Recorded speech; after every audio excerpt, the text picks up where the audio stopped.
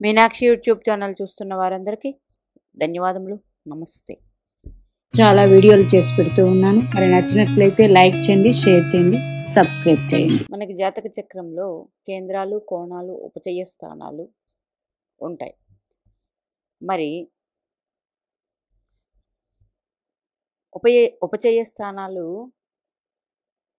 జీవితంలో అభివృద్ధి, ధనయోగాలు ఇవ్వాలంటే ఉపచయ స్థానాల్లో గ్రహాలు ఉండి మీ జన్మలగ్నానికి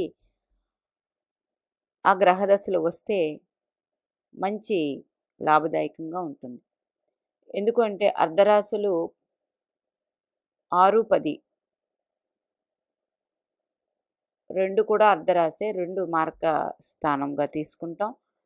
మరి కామరాశులు 3, 7, 11 అందులో 7వ రాశి కూడా మారక స్థానం. మరి 3, 11 కామరాశులు ఇవి మనకి అభివృద్ధి ఇచ్చేది.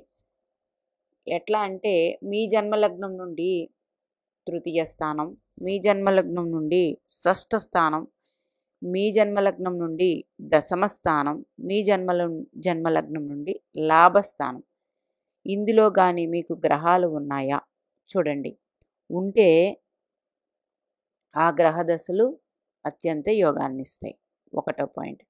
ఇంకా మీ జన్మలగ్నానికి ఈ స్థానాల్లో ఏదైనా గ్రహాలు ఉండి ఆ దశలు ధనాన్ని, అభివృద్ధిని ఇస్తాయి. మరి మీ 3, 6, 10, 11 స్థానాధిపతులు కూడా ముఖ్యమే. ఉపచయ స్థానాధిపతులు ఎవరైతే ఉన్నారో వారు మిత్రరాశుల్లో ఉంటే మంచి అభివృద్ధి ఒరిజినల్గానే ఉంటుంది. ఇంకా 3వ రాశి అంటే ధైర్య సాహసాలు ఒక వ్యక్తికి ఉండవలసినవి. 6వ స్థానం శత్రు రుణ రోగాలు ఒక వ్యక్తికి ఎవరికైనా అవి తక్కువ ఉన్న వాళ్ళకి జీవితంలో అభివృద్ధి ఉంటుంది. 10వ స్థానంలో జీవితంలో ఉద్యోగంలో ఎదుగుదల బట్టి ధన సంపాదన అనేది ఉంటుంది. 11వ స్థానం మరి మనకి సమాజం సప్తమం సమాజము, అట్లాగే 11 కూడా సమాజమే. అట్లాగే మన ఎల్డర్స్, పెద్దవాళ్ళు, ఫ్రెండ్స్ వీళ్ళు చాలా ముఖ్యం మనకి. ఎందుకంటే మనం సమాజాన్ని చూసి ఎలా ప్రభావితం అవుతామో అట్లాగా మన పెద్దల సపోర్ట్ ఎంతైతే మనకు ఉంటుందో దాన్ని బట్టి, అట్లాగే మన చుట్టుపక్కల ఉన్నవాళ్ళు మనం ఎవరినైతే ఎంచుకుంటామో ఫ్రెండ్స్ బట్టి కూడా జీవితం ఉంటుంది. ఎందుకంటే మంచి స్నేహితులు మంచిని కోరుకుంటారు, మంచే చెప్తారు. దాన్ని బట్టి మరి ఈ భావాల్లో గ్రహాలు ఉండి అవి కూడా పాపగ్రహాలు అయితే అవి ఆ దశ వస్తే మంచి యోగదాయకంగా ఉంటుంది. ఇందులో 3, 6 కుజుడు కారకం. మరి ధైర్య సాహసాలకి ఈయన్నే ఇచ్చారు. మరి 10వ స్థానం బుధుడు కారకుడు, 11 గురుగ్రహం కారకుడు. మరి ఫస్ట్ ప్లేస్లో రాహు కానీ మీ జన్మలగ్నం నుంచి తృతీయ, షష్ఠ, దశమ లాభంలో ఉంటే మీ జాతకం అద్భుతమని అర్థం.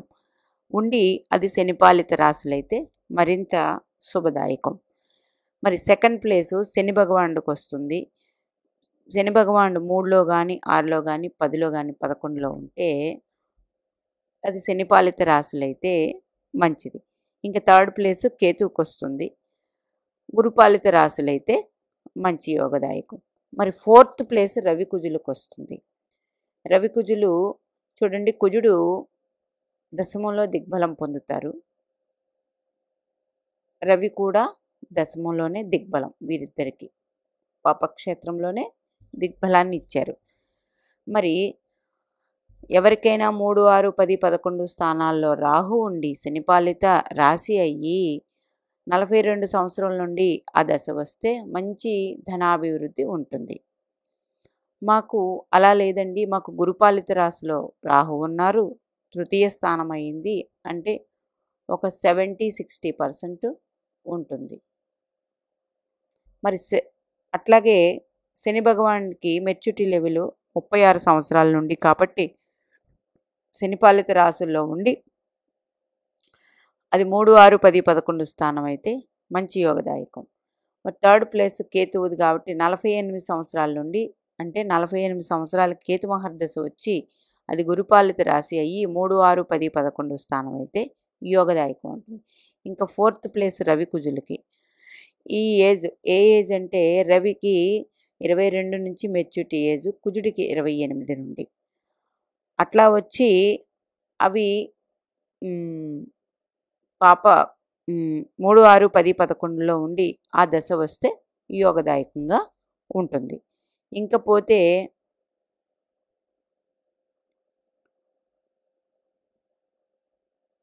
ఇప్పుడు మీ జన్మలగ్నం నుంచి తృతీయ స్థానంలో గ్రహాలు ఉన్నాయా, షష్ఠ స్థానంలో గ్రహాలు ఉన్నాయా, దశమంలో ఉన్నాయా, లాభంలో ఉన్నాయా చూసుకోండి. ఆ దశ రావాలండి, వస్తే యోగదాయకంగా ఉంటుంది. అక్కడ జన్మలగ్నానికి ఆధిపత్య పాపుల, ఆధిపత్య శుభుల అని మీరు చూడదు. ఒక తులాలగ్నం జాతకం తీసుకుంటే మీనరాశిలో గురుగ్రహం ఉన్నారు, షష్ఠ స్థానం. ఇది అద్భుతమైన యోగాన్ని ఇస్తుంది. ఓకే, అట్లాగే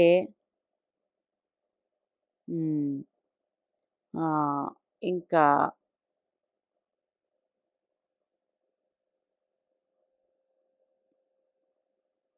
ఇదే తులాలగ్న జాతకులు దశమ క్షేత్రం, దశమంలో బుధుడే ఉన్నారనుకుందాం.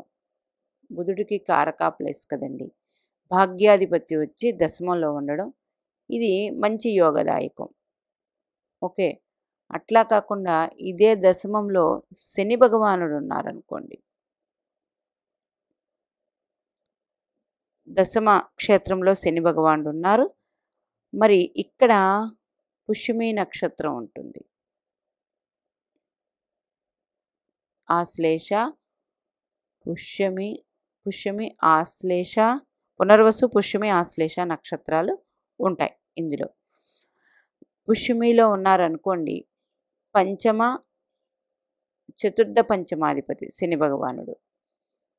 మరి ఆశ్లేషలో ఉన్నారనుకోండి, భాగ్య వ్యయాధిపతి బుధగ్రహం. మరి గురు నక్షత్రంలో ఉన్నారనుకోండి, తృతీయ షష్టాధిపతి. పాపస్థానానికి ఆధిపత్యం వచ్చిన నక్షత్రంలో శని భగవానుడు ఉండడం మంచిదే. ఇంకా పుష్యమిలోనే ఉన్నారు, అది కూడా మంచిదే. ఇంకా పోతే ఇట్లాగా ఒక్కొక్కటి తీసుకోండి. ఒక వృశ్చిక లగ్న జాతకులు శని భగవానుడు లాభస్థితి పొందారు. ఇక్కడ తృతీయాధిపతి, చతుర్థాధిపతి. ఇక్కడ కూడా ఒక పాపగ్రహం స్థానానికి ఆధిపత్యం వహించింది శని భగవానుడికి. ఈ వ్యక్తికి లాభస్థానంలో శని ఉండి 35 సంవత్సరాల నుంచి శని మహర్దశ వస్తే మంచి యోగదాయకంగా ఉంటుంది. ఇంకా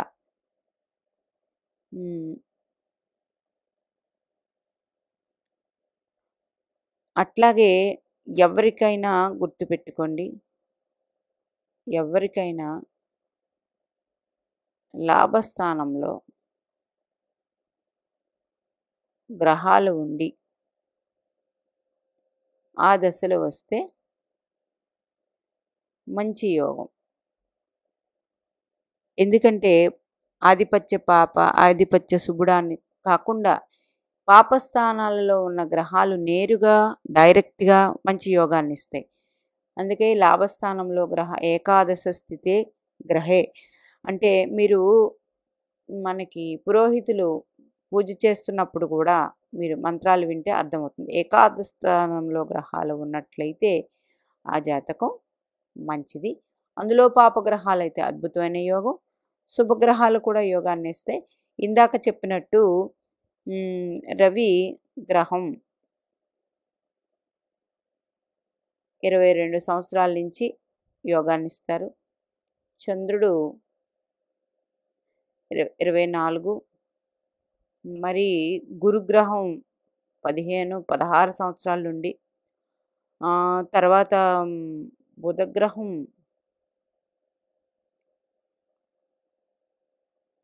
గురుగ్రహం 16, తర్వాత 22, 24 చంద్రుడు,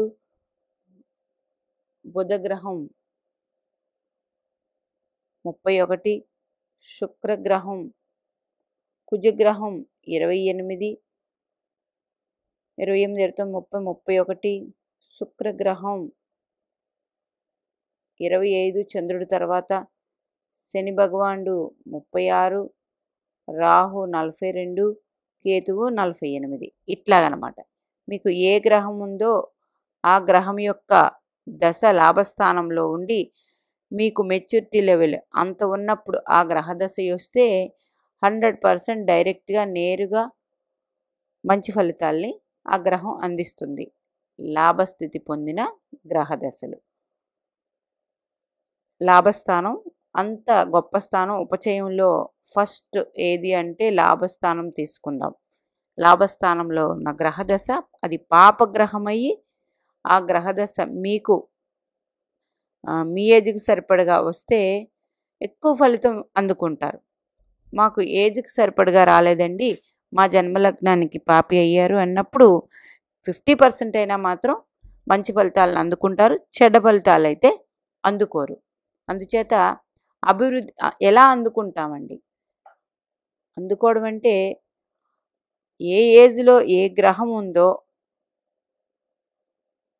ఆ ఏజ్లో చేయాల్సిన పని మనకి ఏజ్కి సరిపడగా ఆ గ్రహం కూడా వచ్చినప్పుడు ఆటోమేటిక్గా కనెక్షన్ ఉంటుంది. కాబట్టి ఆ దశ అది జన్మలగ్న పాప జన్మలగ్న శుభ కాకుండా ఉపచయం అయింది కాబట్టి 11వ స్థానం నేరుగా మంచి ఫలితాల్ని అందిస్తుంది. అందుచేత ఉపచయ స్థానాల్లో గ్రహాలు ఉండడం అనేది చాలా చాలా మంచి యోగం అండి. చాలా చాలా మంచి యోగం ఇది.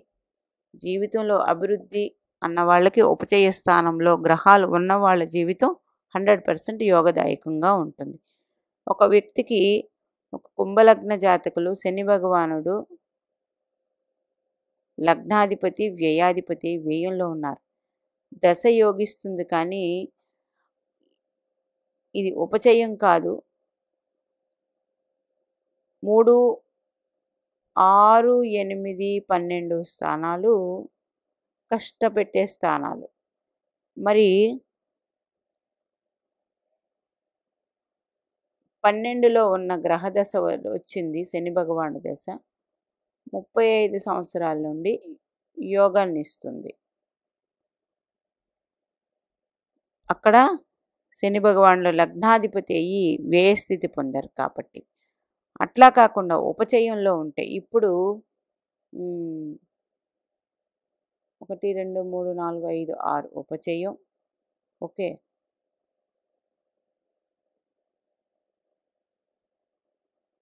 7, 8, 9, 10 ఉపచయం, 11 ధనుస్సు రాశి.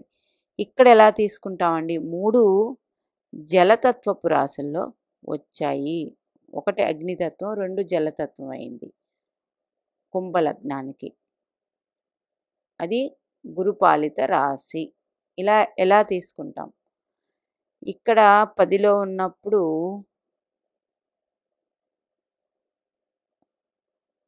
అనురాధ నక్షత్రంలో ఉంటే అత్యంత శుభం. అట్లా కాకుండా జ్యేష్ఠ నక్షత్రం ఉంటుంది. జ్యేష్ఠ ఈ లగ్నానికి బుధుడు పంచమాధిపతి నక్షత్రంలో ఉన్నట్టు. తర్వాత అనురాధ అంటే శని భగవానుడు స్వనక్షత్రం. తర్వాత ఉండే నక్షత్రం ఇంకేముంటుంది? విశాఖ ఉంటుంది. ద్వితీయ స్థానం అయింది. ద్వితీయ స్థానం అయింది కాబట్టి విశాఖ నక్షత్రంలో అంత మంచి యోగాన్ని ఇవ్వదు. ద్వితీయం మారక స్థానం. ఇట్లాగా మళ్ళీ ఏ నక్షత్రంలో ఉన్నారనే దానికి కూడా ప్రెడిక్షన్ మారిపోతుంది. ఇంకా అగ్నితత్వంలో ఉన్నారు. ధనుస్సు రాశి. లాభస్థితి గ్రహం యోగాన్ని ఇస్తుంది. 100% యోగాన్ని ఇస్తుంది. వ్యయాధిపతి లాభాధిపతి అయినప్పటికీ కూడా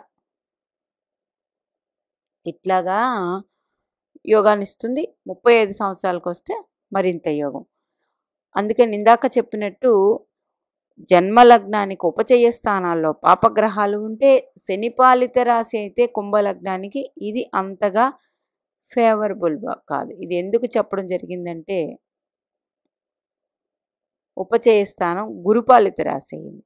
అదే ఇందాక చెప్పినట్టు వృశ్చిక లగ్నానికి లాభస్థానం కన్యారాశి ఉపచయ స్థానం అయింది. అంటే శని పాలిత రాశి అయ్యింది. ఇక్కడ శని యోగవంతమైన వాడు కాదు ఎవరికి వృశ్చిక లగ్న జాతకం. ఎందుకు? తృతీయ చతుర్థాధిపతి అయ్యారు. ఓకే, ఒక చతుర్థానికి కేంద్రానికి ఆధిపత్యం వచ్చింది కాబట్టి ఓకే. అంతకన్నా ముందు ఉపచయ స్థానాధిపతి తృతీయాధిపతి అయ్యారు శని భగవానుడు. మంచి యోగమైన కాలం ఇది. ఇట్లా తీసుకోవచ్చు. మీనాక్షిదేవి ఆశీస్సులు మనందరి మీద ఉండాలని కోరుకుంటూ నమస్తే.